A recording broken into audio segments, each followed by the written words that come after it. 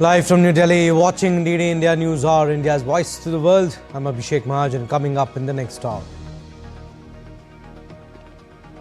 Israel launches a fresh wave of broad-scale strikes on infrastructure targets in Tehran as the West Asia conflict enters day 8.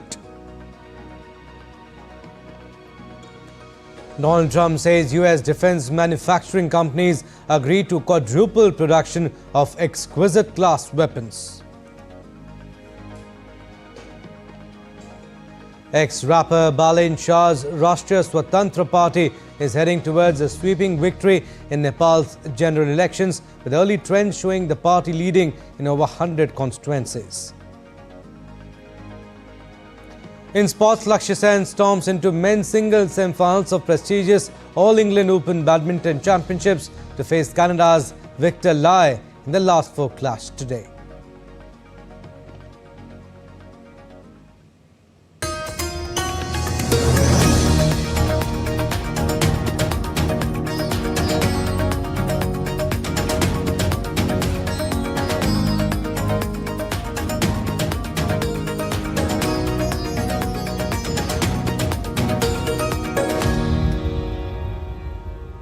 All right, news coming in from West Asia. Authorities in Dubai have confirmed that there has been a minor incident resulting from the fall of debris after an interception.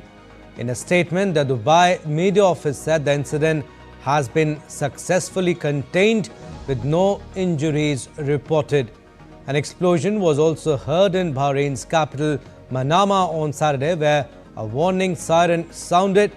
Bahrain's Interior Ministry posted on X, urging citizens and residents to remain calm and head to the nearest safe place. So, Dubai authorities, in fact, have confirmed that a minor incident caused by falling debris following an interception has been successfully contained.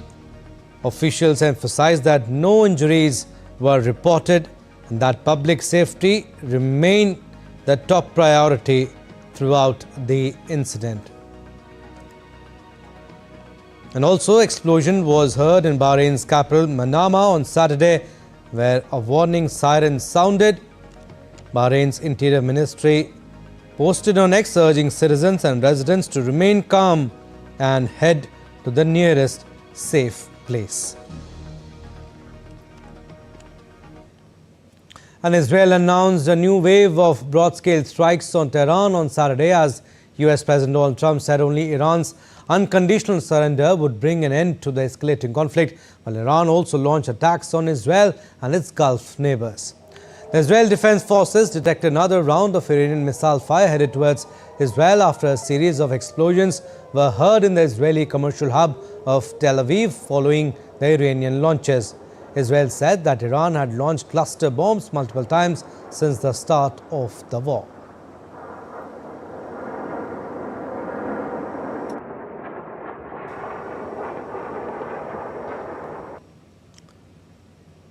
Israel has been hitting southern Lebanon in its battle against Iran-backed Hezbollah militia.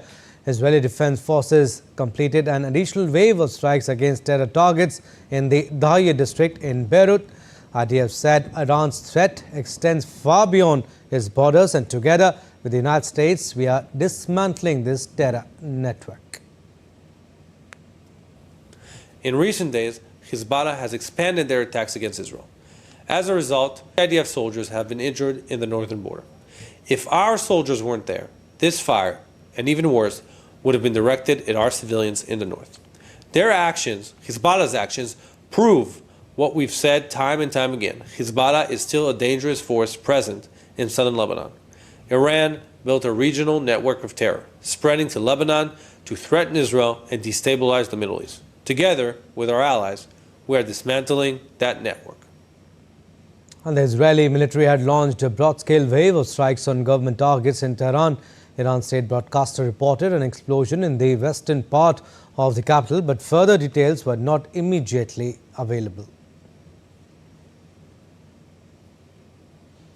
Also, rockets targeted the Baghdad airport complex that hosts a military base and a US diplomatic facility. A shadowy group which claims to be part of the Tehran-backed Islamic Resistance in Iraq said it was behind the attack on the base. Explosions sounded near Erbil airport in Iraq's autonomous Kurdistan region, and an attack forced a US-run oil field to shut production. It also hosts US-led coalition troops. Iraqi Kurdish authorities said earlier that oil production at a field operated by US firm HKN Energy had been halted following an attack. And several Ghanaian members of United Nations peacekeeping were wounded when their base was hit in southern Lebanon, state media reported, without specifying the source of the attack. Meanwhile, the UK's Ministry of Defence shared an update on UK operations in West Asia in a post on X, which noted that the Royal Navy Wildcat helicopters have begun arriving in Cyprus, equipped with Martlet missiles, and 4 additional Typhoon aircraft are scheduled to arrive in Qatar overnight, among other updates. All right, DD India's Akshay Dongre joins us for more information. Akshay, first of all, Dubai authorities confirm minor debris incident contained. No injuries were reported. What more details do you have on this? Well, it's not just Dubai, but if you look at all of the countries in the neighborhood, when we talk about the West Asian region, are seeing these kind of incidents. And obviously, even if you intercept a missile, the debris falls, and many times it falls on the civilian areas, may result into not only injuries but also deaths of civilians. And if it is in the military areas, then of the military personnel, damage to the infrastructure is obviously there all the time when these kind of incidents happen. So it seems that these kind of incidents are only going to increase in the future, especially given the fact that the interceptor stockpiles of countries like Qatar, Bahrain, especially countries like UAE, Kuwait, Saudi Arabia, they will all start depleting very soon. It's not just Israel and the US forces that will see a plummeting of the stockpiles of these interceptors that may cost, or that rather cost up to 1 lakh when it comes to missiles, and 1 million rather when it comes to $1 million when it comes to interceptor missiles, and several $1 million when it comes to the interceptor system. Now these are very expensive. However, when you compare it to the drones that Iran is sending, especially the Shahid drone, they may just cost somewhere around $50,000. So there is a huge disparity when it comes to the cost of these systems. So small rockets quite cheap. Small drones, they can also be quite cheap as compared to interceptor missiles.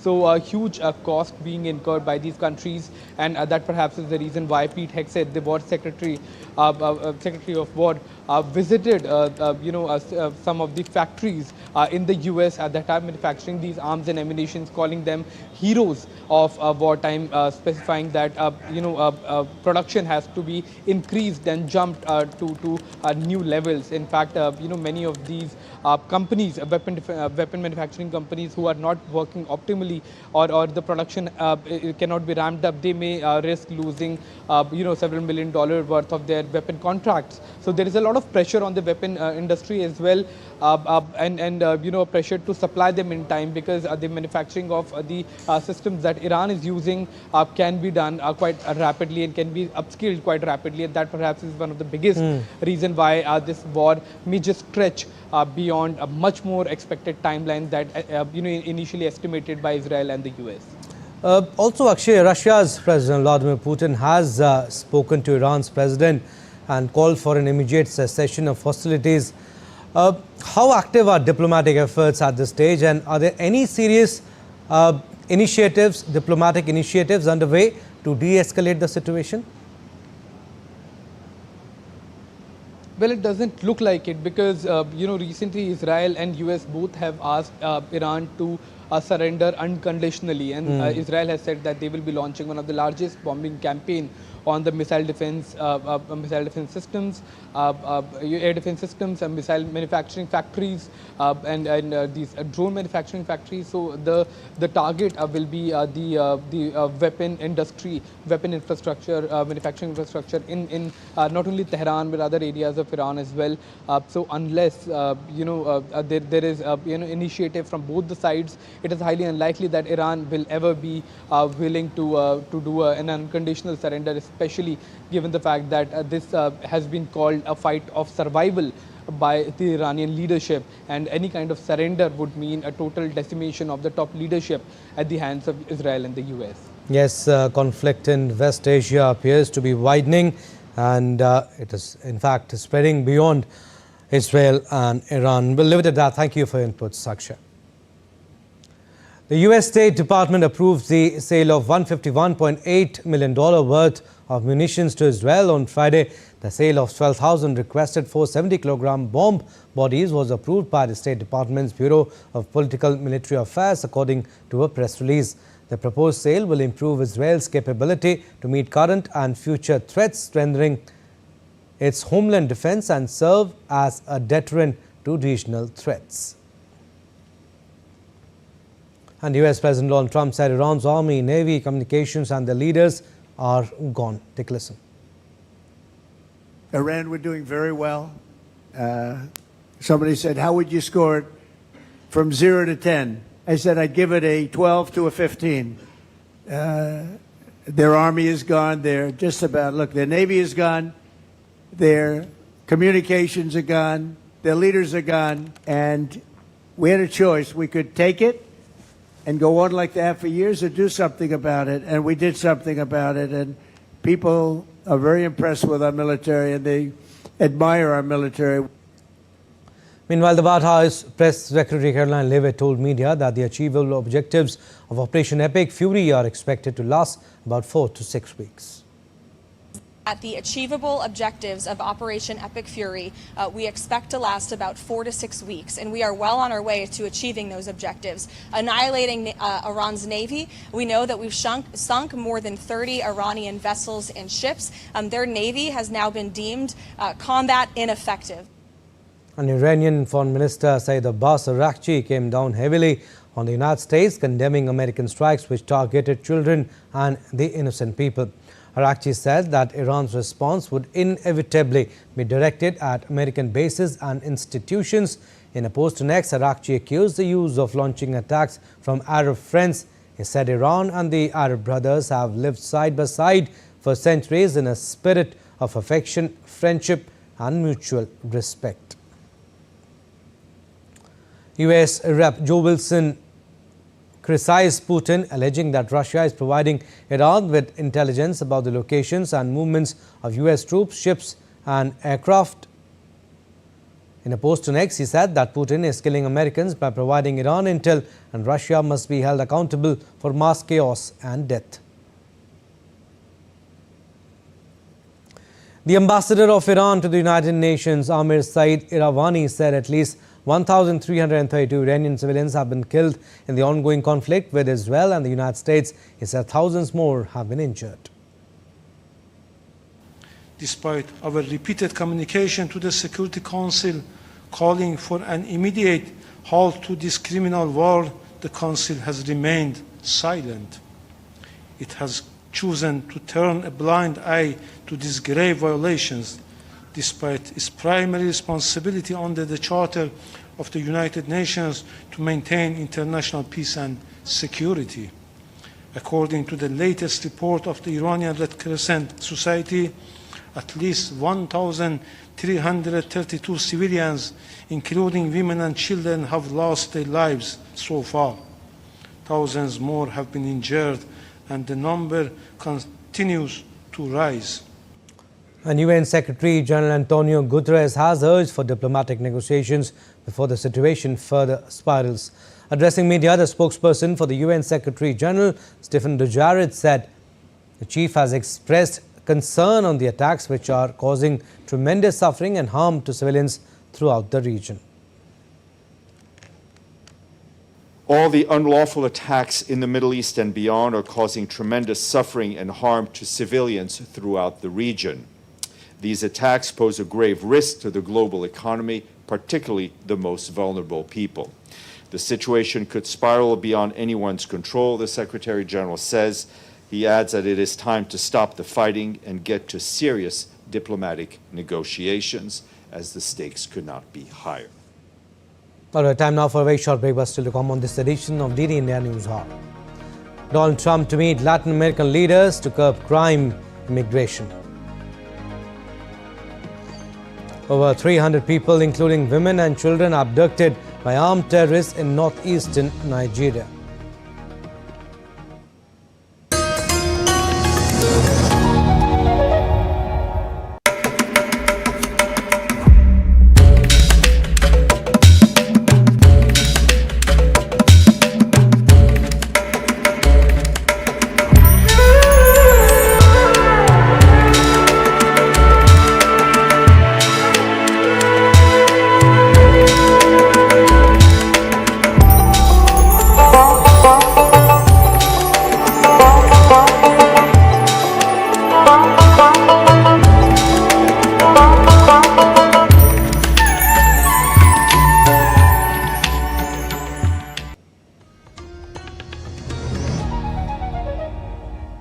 Welcome back. You're watching DD India NewsHour. I'm Abhishek Mahajan. Some more stories. Global air travel remains severely disrupted after the Israel-Iran conflict forced the closure of key West Asian hubs, including Dubai, Doha and Abu Dhabi, stranding tens of thousands of passengers worldwide and disrupting thousands of flights.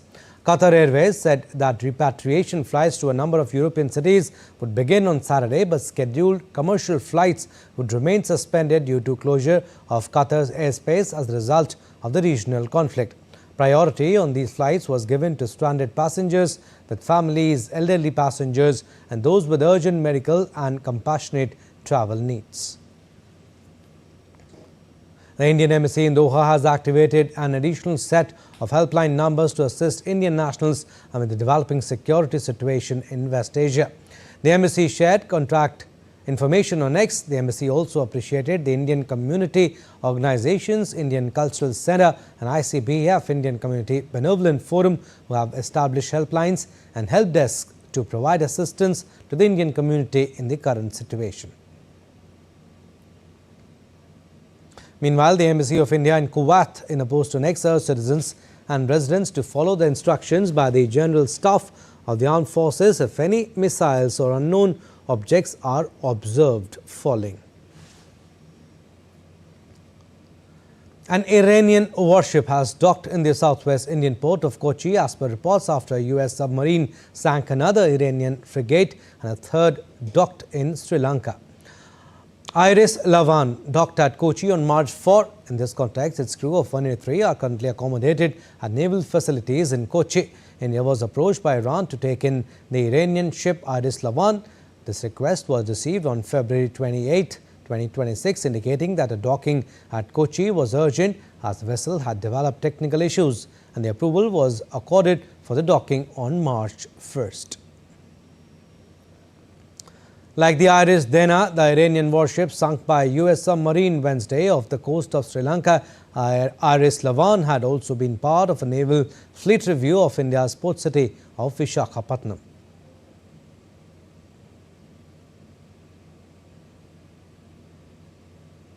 On Thursday, the crew from Iranian Iris Bushehr were brought offshore in Sri Lanka, and the crew were being accommodated at a military camp near the capital Colombo. The vessel reported engine trouble and sought port entry after the Iranian vessel was hit by a US torpedo. And US President Donald Trump said the defense companies had agreed to quadruple production of what he called exquisite class weaponry following a White House meeting. In a post on Truth Social, the US President said expansion of production facilities had already begun 3 months ago and that new plants were already underway. He added that the US want to reach as rapidly as possible the highest levels of quantity. It comes despite Trump also claiming in the same post that the US had a virtually unlimited supply of munitions, which he said are currently being used on Iran. Earlier, the US President on Friday called for Iran's unconditional surrender, marking a sharp escalation in his demands just 1 week into the war launched jointly with Israel. The statement was made on social media hours after Iran's president announced that several countries had begun mediation efforts, one of the first indications of a possible diplomatic initiative to end the fighting. Trump wrote on Truth Social, and I quote him here, "There will be no deal with Iran except unconditional surrender." A day earlier, Trump had told a news agency in a telephone interview that he was demanding the right to help select Iran's new supreme leader to replace Ayatollah Ali Khamenei, killed on the day 1 of the Israel-Iran conflict. All right, in other news, US President Donald Trump will host Latin American and the Caribbean leaders on Saturday at the first Shield of the Americas summit to discuss issues facing the region, from organized crime to illegal immigration. Among the leaders to attend the summit are Argentina's President Javier Milei, Ecuador's Daniel Noboa, and El Salvador's Nayib Bukele. In addition to these leaders, Trump will host the leaders of Bolivia, Costa Rica, the Dominican Republic, Guyana, Honduras, Panama, Paraguay, Trinidad and Tobago, as well as Jose Antonio Cast, the president-elect of Chile. The first Shields of the Americas summit will include a signing of the Doral Charter, which will affirm the right of the peoples of the hemisphere to chart their own destiny free from interference. And Venezuela's acting President Delcy Rodriguez said diplomatic relations with the United States have been re-established after both countries agreed to resume ties that were severed in 2019. We have re-established diplomatic and consular relations with the government of the United States.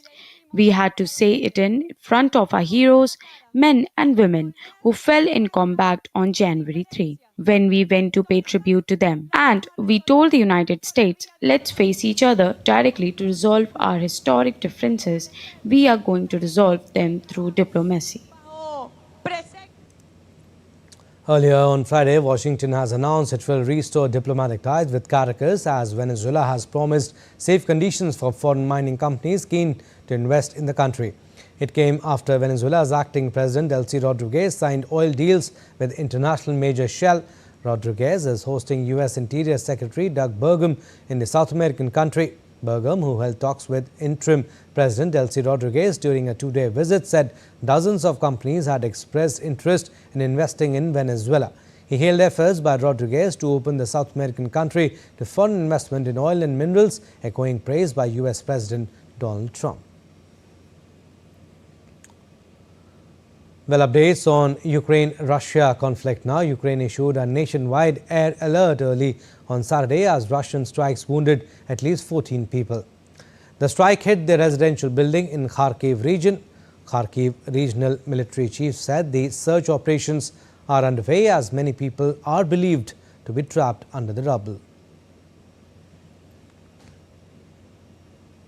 Security officials in Lithuania reported that Russia is expanding military units near the border and training them with battlefield experience. The assessment warns these forces could play a strategic role in future security dynamics involving NATO. Currently, the majority of Russia's military capabilities are concentrated on the front line in Ukraine. However, even while fighting, Russia is carrying out a reform of the armed forces, which is increasing military capabilities in the Kaliningrad region and on NATO's eastern border. In the current security situation, the main task of intelligence is to constantly know what Russia's military potential, intentions, and actions are, to assess all possibility scenarios of a military threat to Lithuania and the likelihood of their occurrence. Kosovo's Prime Minister Albin Kurti would challenge a decision to dissolve parliament as a year-long political crisis deepened in Europe's youngest country. Earlier on Friday, President Vjosa Osmani announced the dissolution after lawmakers failed to choose a potential replacement with her term ending in 1 month's time. Osmani said that under the constitution, she had no choice but to make the decision and to schedule fresh elections, which would be the third national vote in just over a year. But within hours, Kurti filed a challenge with the country's constitutional court, arguing that the presidential vote had not been fully completed. The court confirmed it had received the appeal but did not comment further. It is the latest development in the political crisis that has gripped the Balkan nations since an inconclusive general election early last year. The US and Ecuador carried out a joint operation targeting drug trafficking operations in the South American country. The operations used helicopters, aircraft, river boats and drones to locate and bomb a drug traffickers training camp in northeast Ecuador near the Colombian border. The operation followed a similar US-Ecuadorian operation announced by the US Southern Command earlier this week.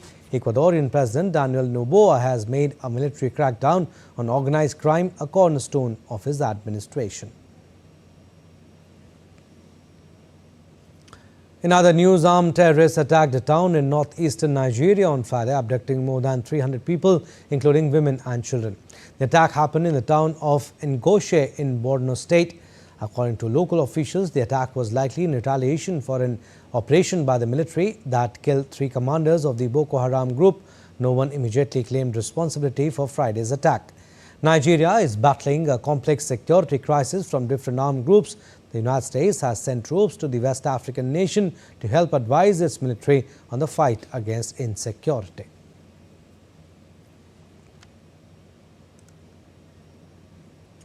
In the United States, instruments played by some of rock music's biggest names are on display at Christie's in New York ahead of auctions from the Jim Irsay collection. The collection features celebrity-played guitars, vintage instruments and cultural artifacts from 20th century. Public viewing begins Friday, while an online sale is already underway. 3 live auctions from the Jim Irsay collection are set to begin on 12th March at Christie's in New York City. And every year on 7th March, India celebrates Jan Aushadhi Divas. Prime Minister Modi extended greetings on Jan Aushadhi Divas on social media platform. PM said, and I quote him here, on Jan Aushadhi Divas 2026, my best wishes to all those who have been positively impacted by Pradhan Mantri Bharatiya Jan Aushadhi Pariyojana. This initiative reflects our commitment to ensuring that every citizen has access to quality medicines at affordable prices. Through Jan Aushadhi Kendras, countless families are saving on healthcare expenses and receiving proper treatment, unquote. Prime Minister Modi also shared glimpses of the transformative impact of Pradhan Mantri Bharatiya Jan Aushadhi Pariyojana, highlighting how the initiative is making quality medicines affordable and accessible to millions of people across India. And the objective of this day is to raise awareness among people about quality and affordable generic medicines and to inform them that effective treatment is possible even at lower cost. The central government's Pradhan Mantri Bharatiya Jan Aushadhi Pariyojana is an important initiative in this direction. Details in this report. The aim of the Indian government is to provide relief to common people from the heavy expenses on medicines during treatment. Under the leadership of Prime Minister Narendra Modi, the Jan Aushadhi initiative has emerged as a significant transformation in India's healthcare sector. By providing quality medicines at reasonable prices, Jan Aushadhi Kendras are reducing the financial burden on millions of people, especially the poor and the middle class. With more than 18,000 Jan Aushadhi Kendras across the country, affordable healthcare is now becoming a reality for every household. From essential medicines to life-saving treatments, this initiative ensures that no one is deprived of good health due to high cost. On the initiative of Prime Minister Modi, Jan Aushadhi stores are rapidly being opened across the country, where generic medicines are available at 50 to 90% lower prices compared to branded medicines. At Jan Aushadhi Kendras, hundreds of types of medicines are available, including medicines for heart disease, diabetes, cancer, infections, pain relief, and antibiotics. In addition, surgical items and other health-related products are also being provided at lower prices. According to health experts, generic medicines are equal to branded medicines in terms of quality and effectiveness, but the prices are much lower. This is why millions of patients are receiving financial relief in their treatment through Jan Aushadhi Kendras. जी हाँ, यहाँ market से सस्ती मिलती है, गरीब लोग के लिए बहुत सहारा हो गया ये। पहल ठीक है सरकार की, 75% या 50% डिस्काउंट होते हैं। In many parts of the country, Jan Aushadhi Kendras are becoming a trusted option for poor and middle class patients. The government has set a target of opening 25,000 Jan Aushadhi Kendras across the country by March 2027. In the direction of making healthcare services accessible and affordable, the Jan Aushadhi scheme is not only providing financial relief to patients, but is also strengthening an equitable and inclusive healthcare system in the country. Nitendra Singh's report for DD India. Alright, still to come on this edition of DD India News Hour. Final day of Rise and Dialogue today. focus on the future global order and economic resilience. And no energy shortage in India, says Petroleum and Natural Gas Minister Hardeep Singh Puri.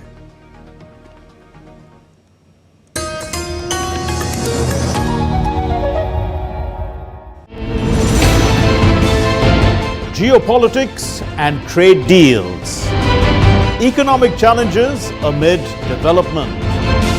Hard work and the path to prosperity. It's the economy always. Between walkers, money is what money does and says. Supply creates its own demand. Between the bulls pulls and bears tears.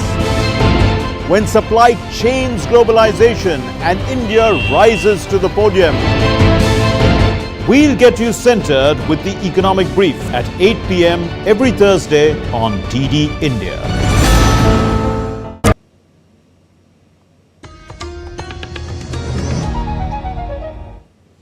Welcome back. You're watching DD India NewsHour. I'm Abhishek Mahajan. Recap of our top stories. Israel launches a fresh wave of broad-scale strikes on infrastructure targets in Tehran as the West Asia conflict enters day 8. Donald Trump says US defense manufacturing companies agree to quadruple production of exquisite class weapons. Ex-rapper Balen Shah's Rashtriya Swatantra Party is heading towards a sweeping victory in Nepal's general elections, with early trends showing the party leading in over 100 constituencies. And in sports, Lakshya storms into men's singles semi-finals of prestigious All England Open Badminton Championships to face Canada's Victor Lai in the last 4 clash today.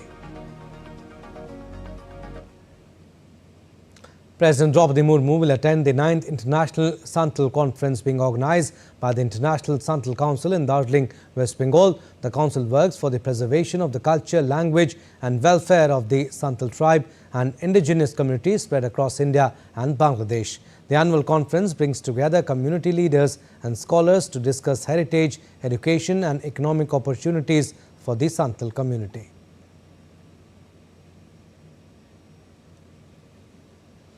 Now, Finland's President Alexander Stubb is scheduled to conclude his 4-day state visit to India after engagements in Mumbai. On the last day of his visit, Alexander Stubb is visiting Mumbai, where he will interact with business leaders at an India-Finland business event. He will also address students at the University of Mumbai during the visit. And the final day of the Raisina dialogue is underway, focuses on the future global order and economic resilience with discussions on maritime security, supply chains and strategic rivalries. Sessions are examining maritime security challenges across the Indian Ocean and the Red Sea, including threats to undersea communication cables and the growing use of autonomous maritime systems. Across the discussions, India is expected to highlight its role as a bridge between developed economies and the global south, while presenting its long-term vision of Viksit Bharat 2047.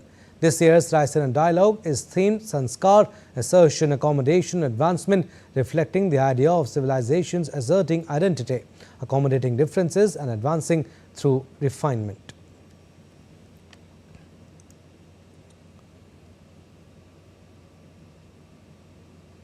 While on day 2, former President of Maldives, Mohammad Nasheed, told DD India's Amritpal Singh that security of Indian Ocean, especially in the context of the downing of Iranian ship by a US submarine, is a worrisome development. Let's take a listen. President Nasheed, you spoke about the freedom of navigation. Given that the incidents that we saw of IRS Dana being sunk in international waters, how does that impact this freedom of navigation? Of course, the global supply disruption. It is a big worry, and we are very concerned about it. And we hope India, as the net security provider for the Indian Ocean, India would rise to the occasion. We will do our part, and this is not on.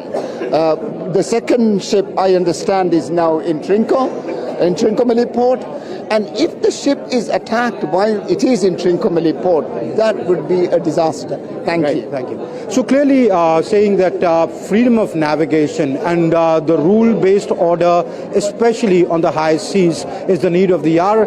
And countries like Maldives and countries in the Indo-Pacific look towards India as a net provider of security. With cameraman Sanjeev, this is Amritpal Singh for DD India in New Delhi. Minister for Petroleum and Natural Gas Hardeep Singh Puri on Friday said there is no shortage of energy in India and there is no cause of concern for consumers. During an interaction in Delhi, the minister discussed various aspects of India's uninterrupted energy imports despite geopolitical challenges. He said the government's priority is to ensure the availability of affordable and sustainable fuel for citizens, adding that the country is managing this comfortably. India's Trade and Commerce Minister Piyush Goyal on Friday said that the recently created Inter-Ministerial Group has been in regular touch with exporters amidst tensions in West Asia that invariably disrupted trade and shipping lines. I think all of you know we have set up a help desk. Every day the Inter-Ministerial Group talks to the exporters. Even this morning they must have had an engagement. They take feedback and we will not be found wanting in supporting our exporters in any way. We should continue to meet all the commitments that we have made to our buyers, whether in goods or services, and the government will use every policy tool and the export promotion mission to support our exporters. I have already given some instructions in the last 2 days also. As I get to the office today, we'll be formalizing some ways to give comfort to our exporters. We are in dialogue with the Ministry of Shipping and with all the shipping companies also, and I do hope we will find resolution to this issue also. We are working with them to see how that burden our exporters can be supported with, but I can assure you this government stands with our industry and will continue to ensure that all our international commitments are met, because that is what defines India. Even during COVID, India met all its international commitments, which earned us the acronym of a trusted partner. And we will continue to be the trusted partner of the world.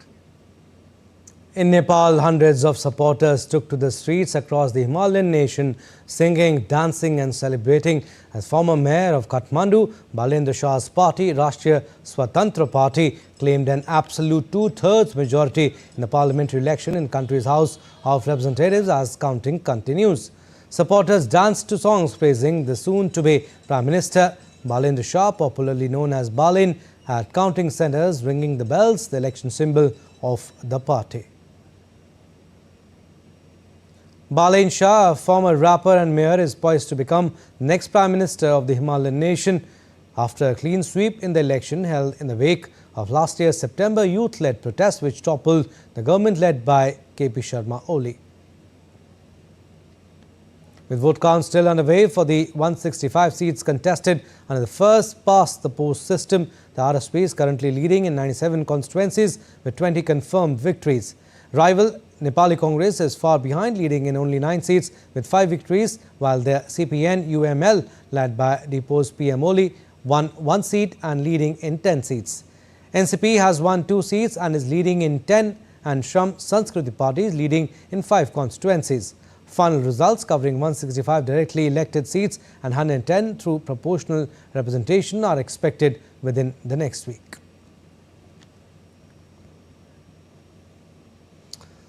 All right, for more details on this, DD India's Shweta Singh joins us from Kathmandu. Shweta, there are celebrations across Nepal as early trends suggest a major political shift. What is the latest coming in from the counting centres? Abhishek, you see across all counting stations, people are really crowding the gates. Though inside nobody is allowed, but everyone is standing out waiting for the final results. Till now, you see RSP is leading in 90 and 28 seats they have won. So that's a update now that they have won 28 seats. it appears that two-third majority they will be taking overall in the House of Representative members. It will be more than two-third because other parties, you see, Nepali Congress, they have only won 5 seats and they are leading in 9. UML have 1 seat and they are leading in 10.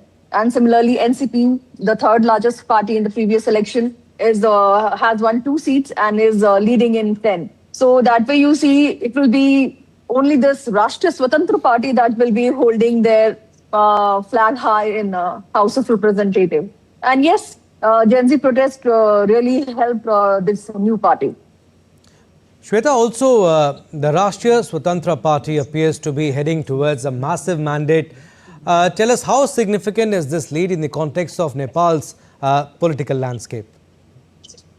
Abhishek, in fact, any historic event has benefits few groups and is damaging to another group. So when this Gen Z protest happened in September, it really damaged the image of all the traditional parties. So you see the largest party, Nepali Congress, and the second largest UML, and third largest NCP. They are just anyhow dragging behind with winning 1 seat, 2 seats right now and leading hardly in 10 constituencies. And the benefit is going to the new party, Rashtriya Swatantra Party, that was created during 2022 election. And this party have got a huge mandate by the people, expecting that this new party will be new face of Nepal and they will have policies as per requirement of new generation. Because you see, financial payment was one of the requirement by Nepalis here. International payment was really difficult. RSP have assured that when they come in power, they will remove all the legal barriers to implement PayPal here and other foreign international payment modes. So this is something new that this new party offered to youth. And youth wanted to integrate with the international society, they wanted to be a global citizen rather than confining themselves between the mountains. And you see, Nepal has large people who are staying abroad, working there and sending remittance here. So this new party is offering many good promises, and people want to give Rashtriya Swatantra Party a chance, and that is being really reflected in election of March 5. Yes, and Balen Shah is poised to become the next Prime Minister too. We'll leave it at that. Thank you for the time being, but yes, we'll keep taking updates from you. Still to come on this edition of DD India NewsHour. Oil prices surge amid conflict in West Asia. And World Champion D. Gukesh ends drought with a win over Spain's Guijaro in the final round of Prague Masters 2026. And in US, flower show blooms at Pennsylvania Convention Center. Details after the break.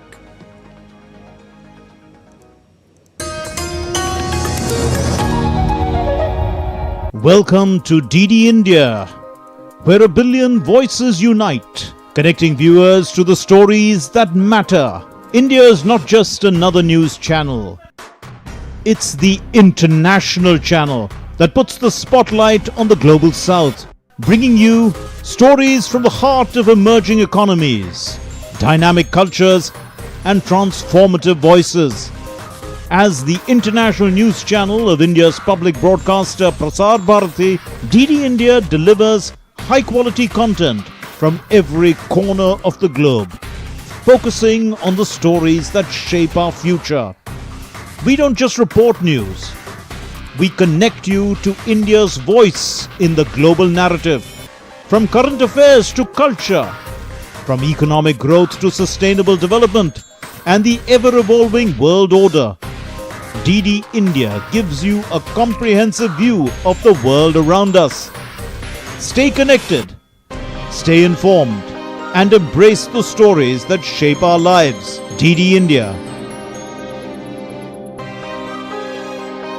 India's voice to the world.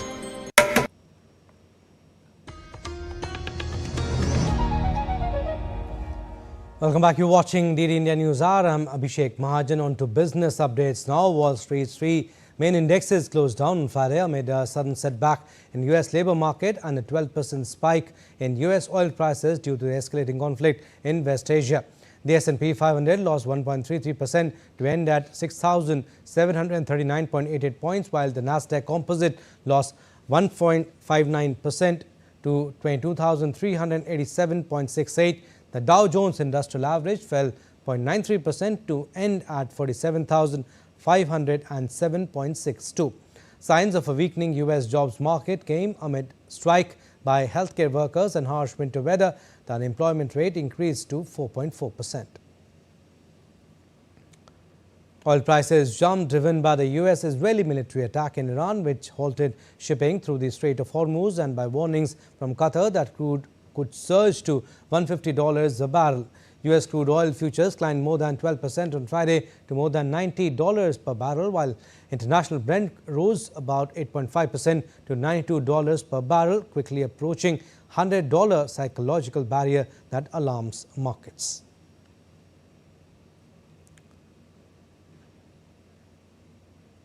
Now, Venezuela's inflation surged to 475% in 2025, the highest in the world, according to figures released by the country's central bank. The Venezuelan economy faced severe pressure amid tighter U.S. sanctions and economic measures during the final phase of former leader Nicolas Maduro's rule. Contributing to the sharp rise in prices, central bank data showed that inflation in the first 2 months of 2026 reached nearly 52%. Prices of essentials saw steep increases, with food and drinks rising by 532%, healthcare by 445%, and rent by 340% during 2025. And German media group Axel Springer SE agreed to buy Telegraph Media Group for £575 million, ending ownership uncertainty and outbidding Daily Mail and General Trust. The lead aims to preserve the Telegraph's legacy while expanding its global reach. CEO Matthias Döpfner said owning the Telegraph is a privilege and responsibility. AI firm Anthropic plans to challenge the Pentagon's security designation after being labeled a supply chain outside military contracts.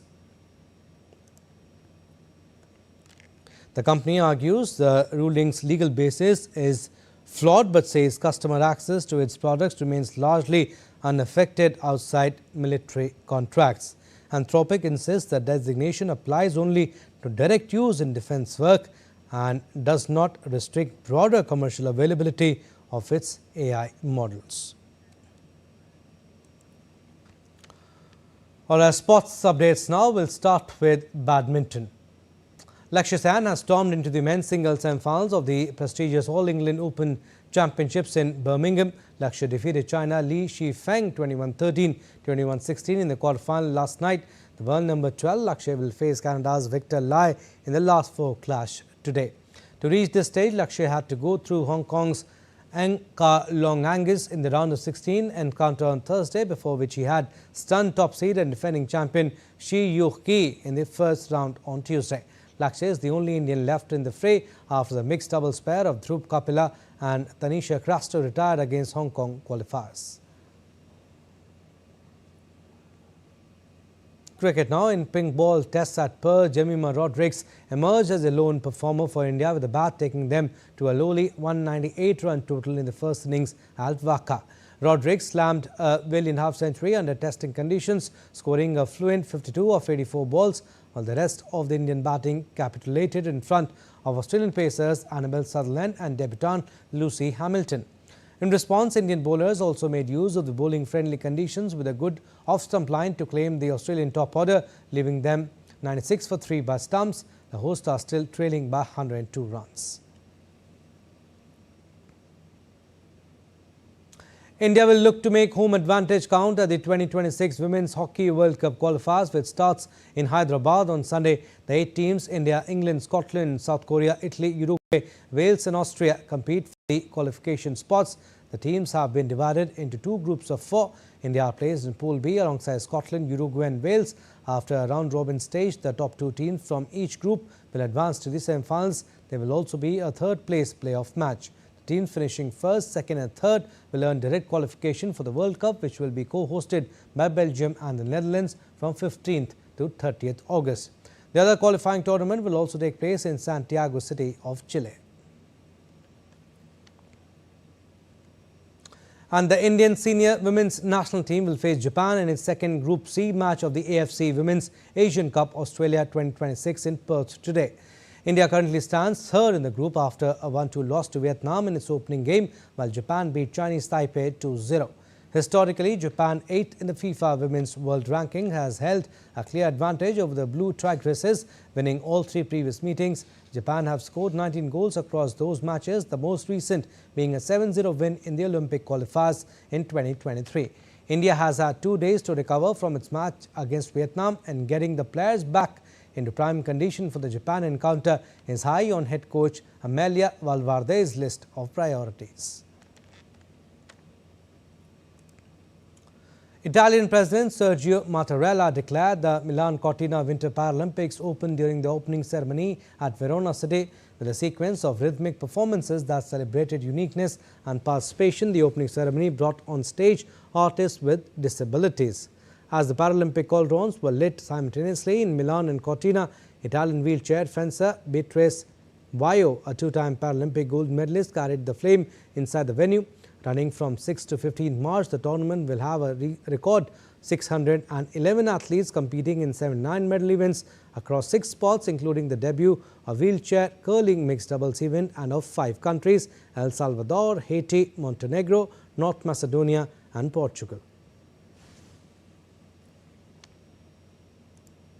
Tennis now. World number 1 Aryna Sabalenka launched her bid for an elusive first Indian Wells title with a dominant 6-4, 6-2 second round victory over Japanese qualifier Himeno Sakatsume.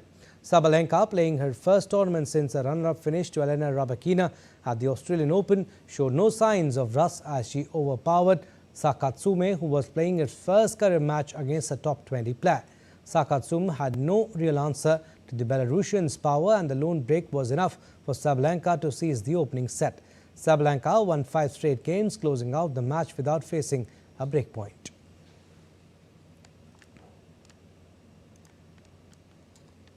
And Liverpool moved into the FA Cup quarterfinals with a 3-1 win against Wolverhampton Wanderers as the Reds avenged their painful Premier League loss at Molineux. Liverpool struck twice in quick succession in the second half through Andrew Robertson's long-range rocket and Mohamed Salah. Curtis Jones wrapped up a much-needed 5th-round victory for Liverpool after their embarrassing 2-1 defeat against the Premier League's bottom club 3 days earlier. Hwang Hee-chan's late reply was no consolation for Wolves. Languishing in 6th place in the Premier League, coach Arne Slot needs to deliver a trophy to ease the mounting pressure in his turbulent second season at Anfield. And in chess, world champion D. Gukesh ended a winless streak, beating David Anton Guijarro of Spain in the 9th and final round of the Masters section of the Prague International Chess Festival. After a string of draws and 3 losses earlier in the tournament, Gukesh was finally able to show his mettle in what was a well-played game by the Indian ace. Guijarro, who succumbed to his 3rd loss in a row, was no match for Gukesh in creativity and was grounded in the endgame. India's Arvind Chidambaram also sparkled in the last round as well, defeating David Navarro of Czech Republic to finish joint second. And the Philadelphia Flower Show transformed the Pennsylvania Convention Center into a vibrant indoor garden hosted by the Pennsylvania Horticultural Society. The show features colorful displays of orchids, cyclamens and tulips under the theme Rooted Origins of American Gardening. Now in its 197th year, it draws over 250,000 visitors each year for a magical glimpse of spring.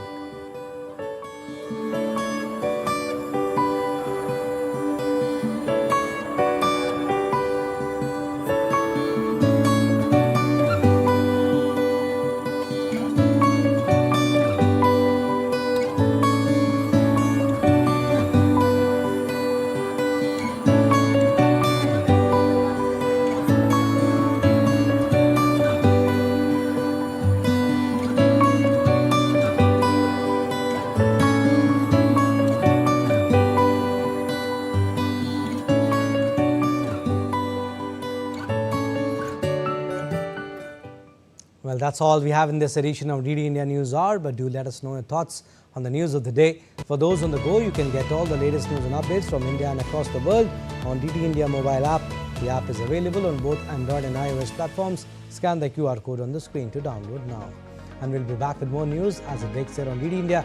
I'm Abhishek from all of us here in Delhi. Thanks for watching DD India News Hour.